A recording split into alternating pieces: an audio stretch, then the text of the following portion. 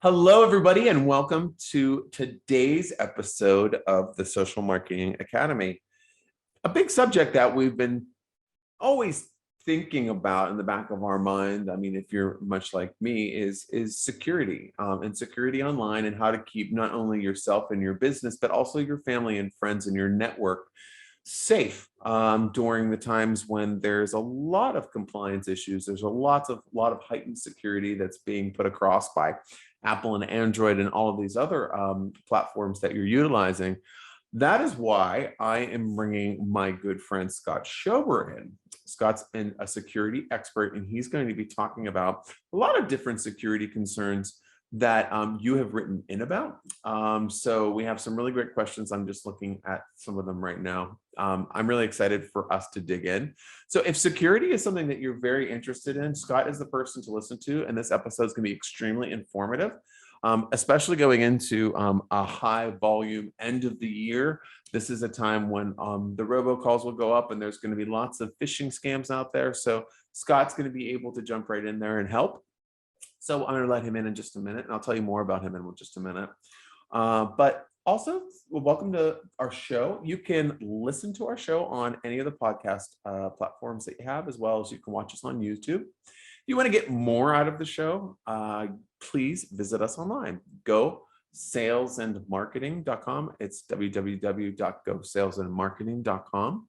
That's the website for my digital marketing agency, the Go Agency. On there is a page for podcasts. This is where you want to check this out. Check out our podcast page. You can listen to all of our past shows, but also look through the show topics to see maybe one of the experts that would be most interesting to you. We cover a lot of different areas. And also, these are my friends. So if you want to get connected because you're thinking, hey, maybe I want to get into affiliate marketing, or maybe I need to get Scott and his team to do a security run through for me, or just a check, I can make that introduction, or you can click all of the links on the shows to contact them directly.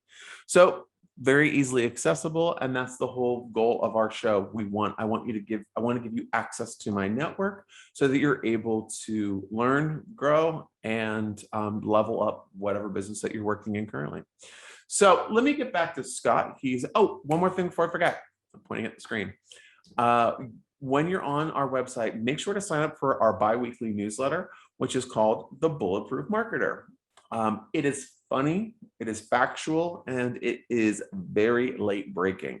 So if you want to be up to date with all the newest digital trends, sign up for the Bulletproof Marketer. It is your dossier to all of that, and that goes out twice a week. So sign up for that. There'll be a pop-up on the website, easy to find. So let's start talking about Scott. Scott Schober is the president and CEO of Berkeley Varitronics Systems, a 48-year-old New Jersey-based provider of advanced world-class wireless test and security solutions.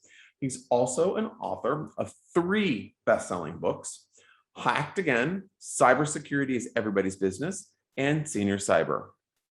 Scott's a highly sought-after author and expert for live security events, media appearances, and commentary on the topics of ransomware, wireless threats, drone surveillance. Oh my gosh, I've talked about that about 4 times this week, actually.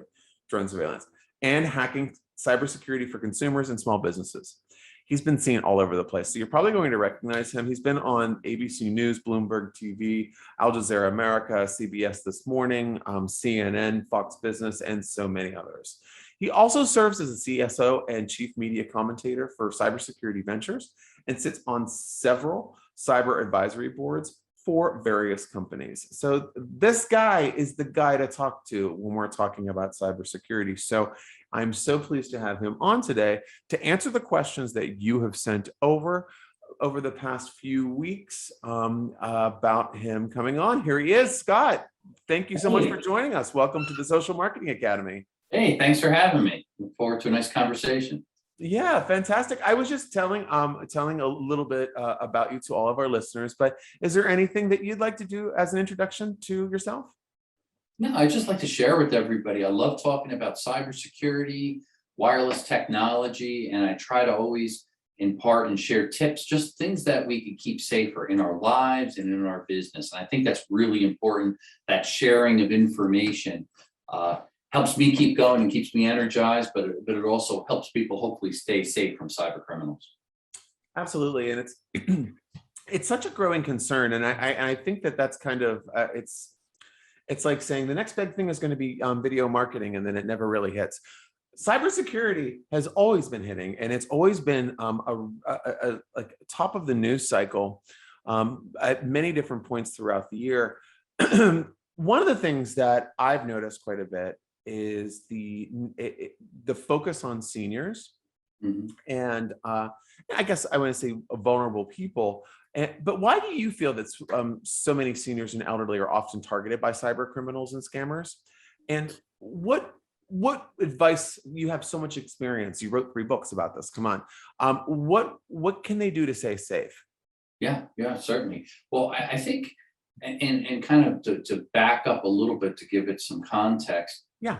when I was, after I wrote my first 2 books, I was helping my parents, who both seniors and have some underlying health issues, going through a lot of different challenges. And then also my grandfather at the time, who was 99 years old, very active with technology, computers, smartphones, tablets. Mm. And I was constantly getting questions, calls. Scott, I'm having problems with my password. I can't find it. I can't log into this site. I've got malware on my machine. What do I do? Again and again, I'm trying to help this senior population that I'm related to. And I'm getting frustrated because I couldn't really spend the time to do it. So I started doing some research, and I said, geez, there's got to be some great videos, some great books out there that can kind of help a little bit process so they can do things when I'm not there. And as I started to look, I only found a few things, and a few of the things that I started reading, I'm looking at, and I'm saying, this really talks down to a senior, almost to the Yeah. point where it was a little maybe childish or a little bit insulting. And I said, this is kind of offensive. If I was a senior after, working hard, living my life, and now I'm in retirement, trying to use computers and do basic things, and I'm getting frustrated, I'd almost get intimidated and back up. So I kind of approached senior cyber that way. And I said, I'm going to try to write a book that talks to the senior on their level without boggling them with all these crazy acronyms and terms. Yeah. And that was kind of the approach. So as I did that, I thought a lot about it. Why are they targeted so much, to your point? Yeah. And it's often because they have a level of innocence. They certainly trust people more than the average person, I think. And there's a little bit of that intimidation with technology. So when you combine these different things, and then on top of that, most seniors, especially if they're a little bit older and they've gone through maybe tough times, maybe they came out of the growing up after the war, or the depression they learned about, they've had some tough times and they've worked hard and had to save, they have some assets and things that cyber criminals want to steal. And they don't always necessarily protect it because, again, that innocence and trust. So maybe that mix of things together makes them the perfect target for cyber criminals to move in. Really, they attack everyone. They want, the low hung fruit, the easiest steal that they can get, whether credit card, debit card, stealing money from, IRS, whatever the case may be. But that sweet spot seems to be seniors when you really start doing the research. And that's what I found. I had to do a lot of research and understand it, first of all, and True. talk to a lot of seniors. And then suddenly it opened up, and I said, I got to write a book on this. It really is an unserved area, and hence the genesis of senior cyber. And you know what, it's I love this, I love that POV, because one of the things that I work with my own agency a lot in the senior living and senior health and elder living and elder care industries, and not exclusively, but enough to know that what you said is a very common a common issue where it's speaking down. And you'd be interested to know, I think, maybe, who knows, that I was looking through marketing materials, and I was given a marketing pack by a company that we didn't choose to work with. But regardless, they gave me a pack of what their marketing materials were going to be, and they wanted me to give an assessment. And they had a cybersecurity pack in there. And in the cybersecurity pack, they had a cartoon character that was talking to a cartoon woman. And it was how you should be safe and how you should. And it was literally something that would be from Random House Books for Kids, like a bookmark. It was insulting. And they were saying, put this by your phone, or they had a magnet version of it. And I was thinking to myself, oh my gosh, if I would, that would insult me so much, and I would throw that away so quickly. And then guess what? I'm throwing away and opening myself up to the opportunities that if I was just talked to like a human being with respect, it's a whole different way of imprinting, I guess, the idea.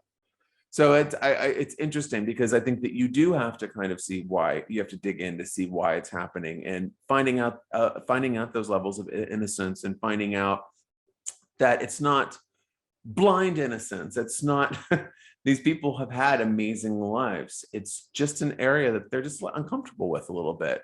And kind of breaking it down through, obviously through your books, is a really powerful thing.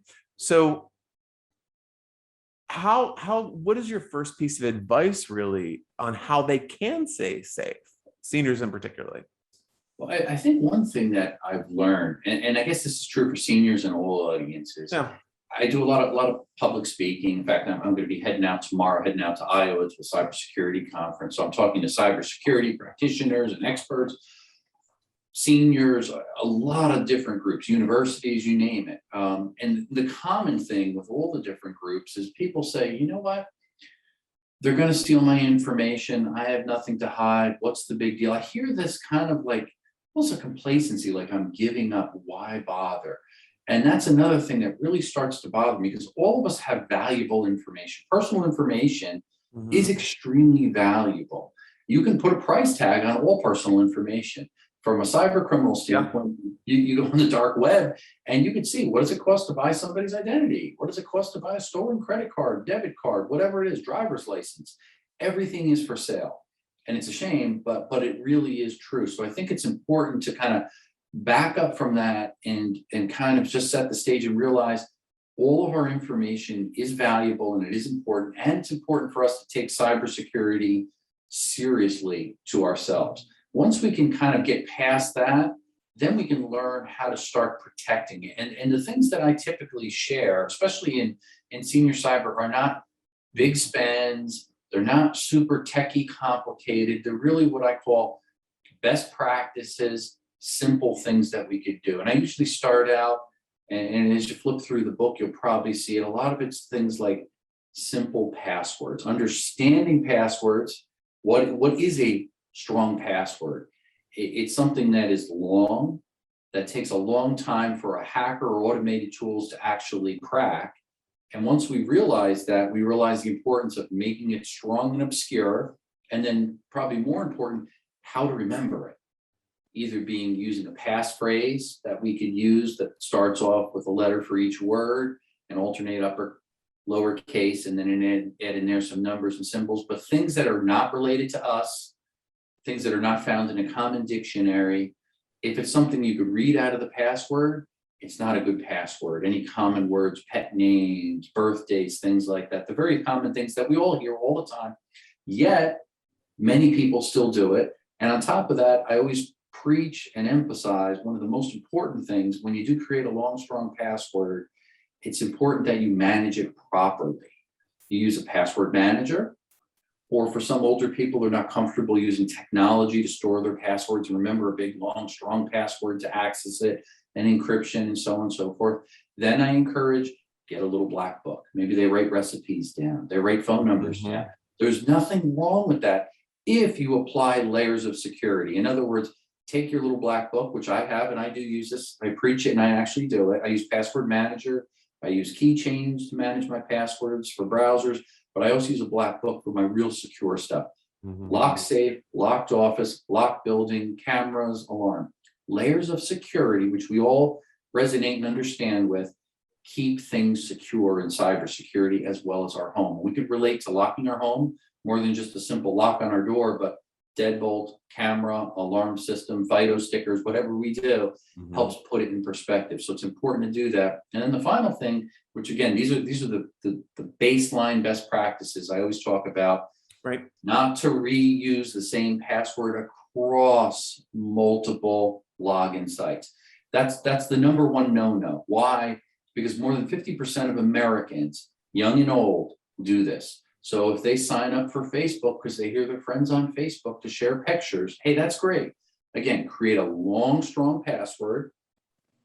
Don't ever reuse that same password on your banking, your stock portfolio, your retirement, to log into your IRS to file a refund. That's the problem. When more than 50% of people do that, once the hacker gets one compromised password, they will now use automated tools that will try that same password on all of the popular sites.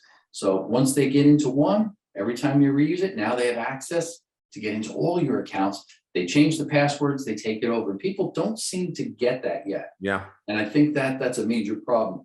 Once they can achieve those couple basic steps, then I talk about multi-factor authentication. Again, another layer of security, things like that. But I don't think it's good to overwhelm somebody with too much at once. Step by step, take control of your security so you're kind of empowered and you feel safe. And more importantly, you actually are safe. And the cyber criminal just goes to another target. That's all they're going to do.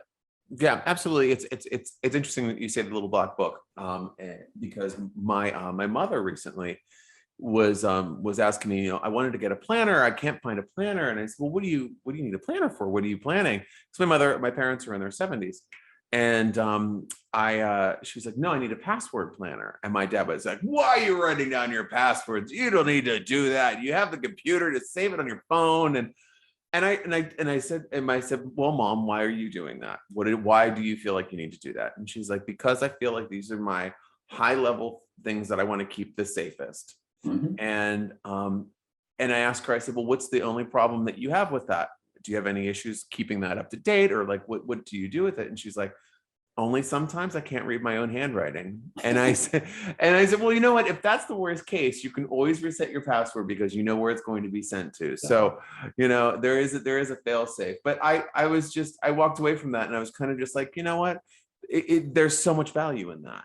It doesn't have to be a scary, because when you talk about those long tail passwords, even someone like me that deals with like thousands of passwords a day, it's like, oh my gosh, we'll get one from a client and it's like taller than 6 feet.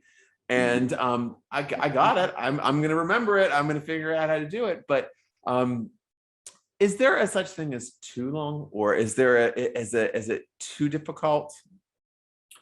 No, because if you really analyze it from a mathematical perspective, it's probably a safer bet to say this: what's long enough?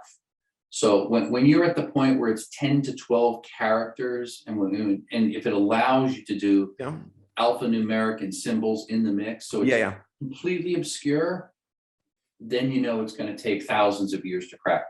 All of this goes out the window, unfortunately. And again, not to get technical, but the next generation of passwords and password hacking is going to really come about when we get into the world of quantum computing. We hear about quantum computing and artificial intelligence and machine learning. Right.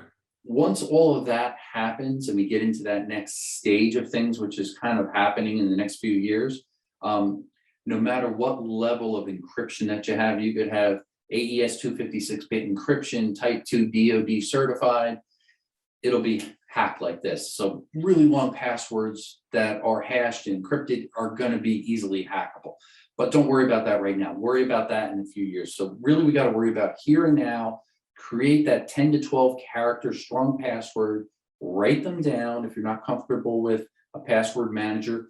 Again, I personally get asked the question. I use Dashlane extensively. Love it. Simple to use, affordable, logical, makes sense. Go between different devices. So when I'm traveling, I can access passwords and things. Right. That's just my personal opinion. But I encourage people, check out the one that works for you, that meets your budget, that meets your level of security. Some of them, and I'm not going to mention them, some of these password managers have been compromised. So when people tell me that it's a stupid idea to write the password down, I say, well, not necessarily. Yeah. Would you put all your eggs in one basket with a company that now holds all your passwords? Yeah, they keep them encrypted. And yeah, it's really hard to hack into, but however, some of them have been breached and compromised. That scares me. So you've got to make the right decision for yourself and ask yourself, how secure are the sites that you're trying to manage these passwords? How many passwords? To your point, if you're juggling thousands of them, it's hard to write them down. Yeah. Thousands of them. So it may not be the right solution for you, but for a senior that may have 10 passwords that are hard to remember, that are long and strong, there may be a small black book that's locked away. makes more sense. So it's finding that balance for each person. Nobody can tell you the perfect solution, but reasoning that all out, I think, leads you to the best solution. And that allows you to now take to the next step. And one question that I've been asked a couple times over the last few months is the password auto generating services, as Mhm. well as when Google says, "Would you like us just to come up with one for you?" or WordPress or what have you. Um, should people do that, or is it better to not do that? Or because the question was, well, if they're generating it, it's saved in their database and it's easily hacked. So I mean, what say you on something like that? Well, again, I always back up and try to put a qualifier on it. Hmm. Is it for something where you're accessing your bank account, your stock portfolio, your retirement? I would not do that, and I do not do that. If it's something as simple as logging onto your Facebook, and there it is created a long and strong 15-character random password that's in a keychain that is encrypted that only Facebook has access to, yeah, it's probably safe to do. Nothing's 100% safe. However, the caveat to that statement, here's the mistake that people make. Now they create that one password for Facebook. What do? For convenience, Facebook allows you to log on with Facebook on another site. So now what's the mistake there? Now if you have one password for logging on multiple sites, that's a no-no.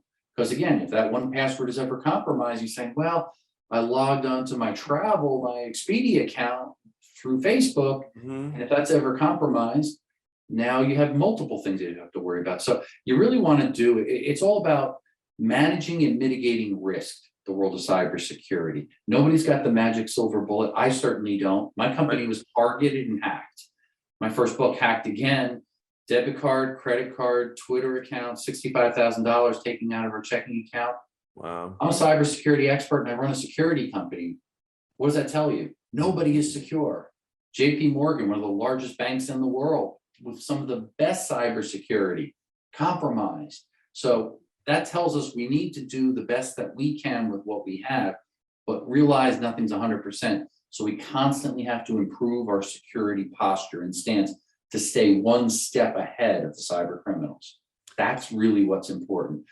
Once I started adopting that, I was successful. But if you get complacent, then you start to fall behind and then you have problems. Yeah, absolutely. And I mean, now under the guise of the pandemic and COVID and all of that, how has the workforce moving from the office environment to the home environment kind of opened up the cybersecurity conversation again? Yeah, great question. I think that pivot over the past year and a half with an abundance of remote workers all accessing the company's network remotely has opened up Pandora's box, and for a few reasons. What happens when we remotely access a computer? Well, obviously we have login credentials, so that information is flying around. But what's the origin of it? Typically it's from our home. So what are some of the weaknesses there? Are we using multi-factor, two-factor authentication, verifying and authenticating that I am who I am and I'm authorized to log into my company's network? Well, oftentimes there could be a man-in-the-middle attack where they can intercept that and pretend now that there's suddenly Scott logging into the remote site. Big problem. In fact, if you analyze lots of these breaches, go back 2013 to Target. HVAC company that was doing work for Target. That was the conduit to get in to the point of sale terminals to acquire that great number of millions and millions of credit cards and hence compromise. JP Morgan, Colonial Pipeline, old password, VPN that wasn't updated. So these are always, again, conduits to get in from remote access points. So that's number one when they're not using multi-factor, two-factor authentication. Another thing that we need to really keep in mind is most of us at home have a basic broadband connection and probably have a wireless access point. And what do we typically do? We're excited to set that up. We want to get on the internet, we want to play games, we want to watch Netflix. Do we have it configured right? In other words, are we using the default administration login credentials, admin and password 1, 2, 3, 4, whatever it came with the default on, or do we set it up with the proper security? Did we implement WPA2, WPA3 levels of encryption? Are we not broadcasting our SSID, the unique identifier for our access point? If you just ask yourself those 3 or 4 questions, most people go, what? I don't know. I just turned the thing on and got it to work. I was happy enough that worked. That's part of the problem. We need to stop and spend time. If you don't know how to set that up, that's okay. You can Google search it. Yep. You can phone a friend, bring in somebody that knows a little more techie or IT, get some help, bring in Geek Squad, whatever you need to do. Make sure that you properly secure that, because that is the conduit that most often when somebody wants to hack into a company, they start outside your house, outside your parking lot of your company, and hack in through the Wi-Fi. Once they get in, they work laterally through the network. They accumulate over time login credentials, passwords, social security numbers, credit cards. They amass all of that stuff. They download it, steal it. Then oftentimes they'll load malware onto your system, which is typically a strain of that will be ransomware, lock, encrypt your files. They hold the magic key. They got a ransom and a gun to your head. So you can kind of see how it plays out, but it all starts with us at home, at work, securing passwords, securing our hardware. Very important. I completely agree with you. And I think in kind of transitioning from work into personal, towards the end of the year, we have some of the busiest holiday season. I mean, the busy holiday season, lots of shopping, lots of people traveling, obviously Thanksgiving being the #1 travel holiday in the US alone. What are the best practices that we could all take to protect our credit and debit cards at the gas pump or at the ATM, when we're trying to grab some extra cash? Yeah, good point there. I use a lot of caution there. And again, I try to do things old school. So seniors tend to appreciate that. Younger generations look at me like I'm an old man. I tend to use cash if I can. If I'm going to a gas pump and I am not familiar with that pump, if I've never gone to that station before, I'm going to whip out cash way faster than credit card. Why? If you just open your wallet, open your purse, look inside of it and look at your credit card, what do you see on the back of the credit card? 9 out of 10 times, there's a mag stripe on there. That's the magic formula that cyber thieves need. They need to take that mag stripe. That information is your CVV data. That's all they need to go into business. So when that credit card, be it by you or the attendant at the gas station, sticks that into the pump, the transaction will complete, $50 in gas you buy, they pull the credit card out. But if there's a skimmer inside there, and all a skimmer is basically a second magnetic read head that reads that magnetic stripe on the bottom of your card. That's stored into a buffer, and it could be an old school skimmer, or it could be one that's called a Bluetooth skimmer, which basically means wireless is added. So the thief puts the Bluetooth skimmer inside the gas pump, and then it accumulates all these stolen credit cards. Every time there's a transaction, it's stored inside there, that little buffer inside the Bluetooth skimmer, and hundreds of credit cards per day. You may wonder, how in the world do cyber criminals get a skimmer inside of a gas pump? Well, the millions of gas pumps throughout the United States, 90% of them have a common generic key, and there's 6 different keys in combinations that open up the gas pump. So therefore, you go on eBay, $15, you buy those 6 keys, you can pretty much open any gas pump you go to anywhere in the United States. Open the gas pump, Bluetooth skimmer that you buy on the dark web, you plug into the top of the POS, the point of sale terminal there, takes your credit card in, close it 15 to 20 seconds, cyber criminal is in business. That's it. That's all it takes. Now he never has to return to the crime scene. All he has to do is drive up within 75-foot proximity of that gas pump. And he does is he pairs up with that Bluetooth skimmer by his laptop, and he downloads hundreds of stolen credit cards from each pump each day, netting billions and billions of dollars in stolen credit cards. Goes home, burns fresh cards, buys gift cards then he gives them away to his girlfriend. Here's a gift card to Victoria's Secret for $100. Give me $25 for that. And that's how it is, kind of like a little scheme that they do, really to kind of launder the stolen credit cards. Or they do online shopping, is your point, especially during shopping time. They start buying stuff like crazy. Now, the common misnomer is that, well, Scott, wait a minute. If I look on my card, it says chip and pin. It's secure. It is and it isn't. Now, chip and pin, what does that mean?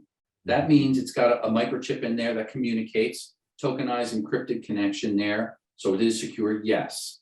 PIN. When you put your credit card in the front of a point of sale terminal, any retail, gas pump, anywhere, do you actually enter in a PIN?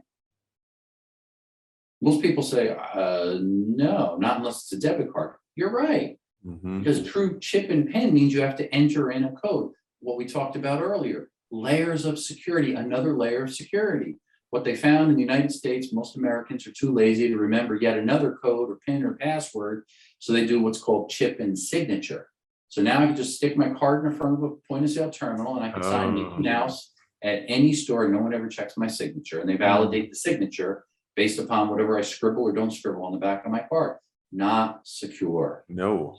So people need to realize, just turn your card over, see mag stripe on the back, stop and think. That's when I say, if I don't know where I'm putting this in, I'm not familiar with that machine, that gas pump or whatever, pay by cash, much safer. The same could be applied to an ATM. Yeah. There, the difference is with an ATM, they usually also do need to find the PIN, because for a debit card at an ATM, you have to enter in your PIN. Most important thing to do if you do use a debit card, which I strongly discourage because the liability and the rules don't protect you as a consumer. It's basically reaching in your wallet or your purse, taking money out. Whereas a credit card, in the US, we have the best laws to protect you from credit card fraud. You're only held liable for $50 if you call your issuing bank and complain and say, hey, I'm a loyal customer, this and that. 9 out of 10 times they waive the $50 charge and you have zero liability. That's a beautiful thing. Not same with debit card. They take money out of your account, $1,000 is gone. Guess what? You're out $1,000. You got to fight, wait. Eventually you might get it back or most of it back, but it's a pain in the butt. I know when I had money taken from my company and myself personally, when I was targeted, it became a federal investigation because it was over $50,000. Paperwork, phone calls, letters, it took forever. Finally got all the money back, but what a pain. Nobody wants to go through that if you don't have to. So again, use that balance when it's too convenient when we use our credit card. And I always say, balance your choices, security versus convenience.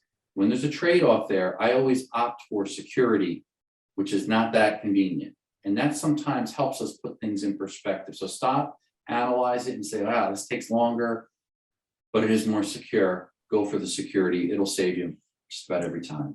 Just a question from your experience studying all of this. Do you feel that we're talking about seniors earlier? Do you feel that seniors carry more cash than the youth and young people that are younger and coming up?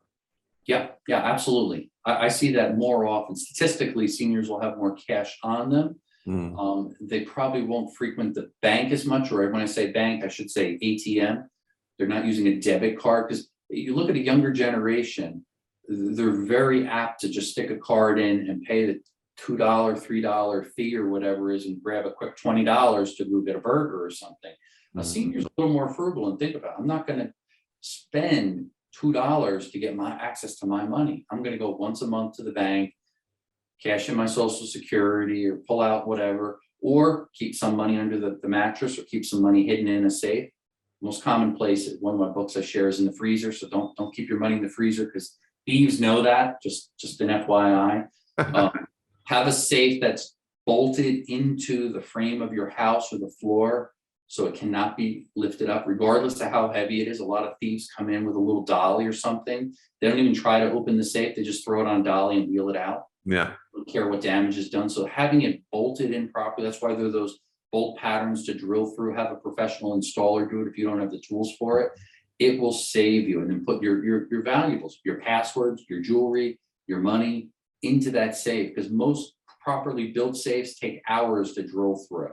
They don't have time for that. Thieves want to come in, grab and run before they get caught. This is the physical thief I'm talking about. So just little tips there that I think are important for people to realize. Again, it's all about slowing them down, deterring them, right, making it harder to steal your valuables. That's what's important. Excellent. Wow. I mean, there've been so many things that we've covered today in our interview that I think are just extremely valuable. And I'm hoping that people are picking up what you're putting down. I mean, especially because one of the things I feel validated most of the things you're saying. Just because I do keep a $20 bill in my wallet. Why? Because I don't know when I want to use it. And it's because I'm going to want to use it, not because I'm going to buy something on a street vendor who doesn't take a card, but sometimes I don't want to bring my card out in certain situations. I mean, even when you're traveling, and when I traveled international, I would always carry a lot of currency because you don't know what you don't know. And putting yourself at risk in international situations is a challenge. Yeah, and I have one more thing to it. Yeah. Speaking to the senior or any consumer out there, Yeah. to your point, if you are glued to your smartphone and live from your smartphone, as I do, I use an iPhone, consider using digital payments, a digital wallet. In other words, Apple Pay, Google Pay. Why do I say that? It does raise the bar a little bit on complexity and technology, but once you adopt and adjust to it, it really is no more complicated than using a credit card.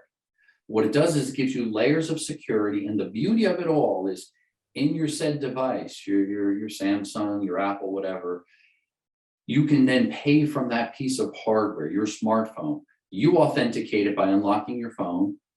You can have a code that pops up that you enter in, or it could be scan your face, whatever the case may be. It authenticates, verifies it's you. Now you take that, and with near field communication, you bring it toward the payment terminal. The beauty of it is your credit card never is stored in your device, and it never is transmitted in your device or the entire credit card ecosystem, which most people don't realize. But rather, it's a one-time encrypted, tokenized method to validate between your smart device that you authenticated and the issuing bank. And they say, yes, this is Scott Schober. They have on file his credit card, and they authorize it by sending back another token to approve it. So in other words, no one in between can steal your credit card. Now suddenly you have an actual true safe means of payment. That to me is very important. And it balances it because actually the places that do accept digital payments, it's convenient. So it's a nice win. If I run into Quick Check and I gotta buy $20 in milk and this and that for my kids, I can literally just take my phone out, authenticate it, bing, walk out of the store. And I get instant notification that a transaction happened.